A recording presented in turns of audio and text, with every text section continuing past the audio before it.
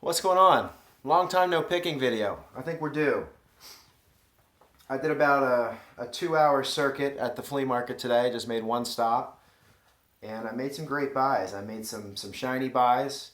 I got some old items and I got some really old items. And I'll explain to you what I mean by that in a second. Check out these finds. They're pretty sweet. Alright. This was all from one table, one lady. I saw this first, caught my eye, looked like it's a pretty quality build. And then I, have to look at the little closure and the dangle on it. That's a Silpada dangle, which is good. Any Silpada pieces, you can put a value of $20 at a minimum as soon as you see that weird little gizmo. So yeah, that's 20 or $25. Saw this one. Doesn't have a dangle, doesn't have a Silpada dangle, but it looks really suspect of a Silpada design. They're usually nicely made. They'll catch your eye. And learned something today. I realized, check this out. The clasp is exactly the same, and it's fairly unique. You don't see that exact clasp on, the same two pieces. And I noticed that it's, the same for any Silpada piece. So look at the clasp. Even if it doesn't have a dangle, the clasp will tell you that it is a Silpada. So cool, lesson learned. Navajo, Native American piece. Doesn't have the clasp on that, but it was a good buy.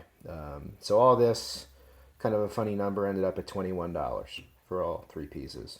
It's probably $60, $70. So not bad. This little guy here, it is marked. Absolutely can't make it out. I need to look at it with a loupe. It's definitely silver. It's very unique. I don't know. I guess I'd call it a modernist design. $5. Rings.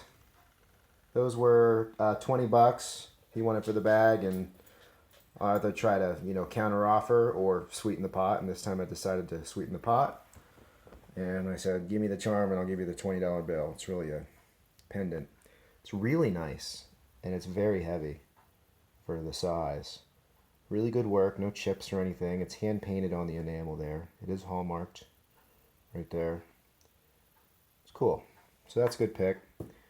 That thingamabobber. Jackson Lodge, 30. Pythian Drill Association of Maryland. 1873. How cool is that? That was $10. That is too good for a $10 bill. I don't know what it's worth, but I'll find out. Do a little research on that. I don't know, at least $50.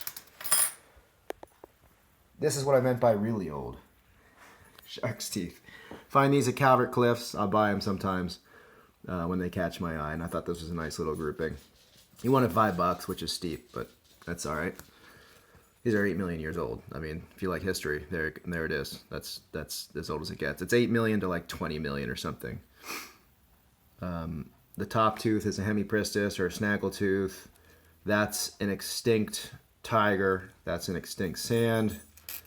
And I think that's a mako or a great white, but I think it's mako. I think great whites are a little thicker up top. So that's cool. That's it. That's the buy. That's the trip maker.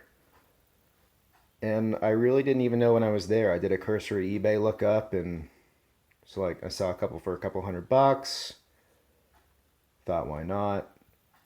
So I got it for $1. It was in a pillowcase with newspaper wrapped around it. Look at this mark. So it's got the individual number right there. $4.79. Won't focus because the stamp is so faded. It's probably made that way. Davenport Longport. This guy started making pottery in the US in like 1780 something.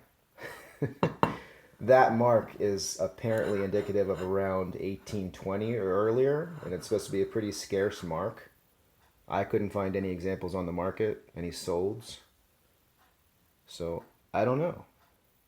200, 300, 400. I mean, that's an auction style sort of item, and let the market dictate what it's worth. Maybe get a bidding war out of it. Cool plate. That is old. Almost 200 years old. Oh, and a case of Oreos for $10. Because it's a case of Oreos for $10. Duh.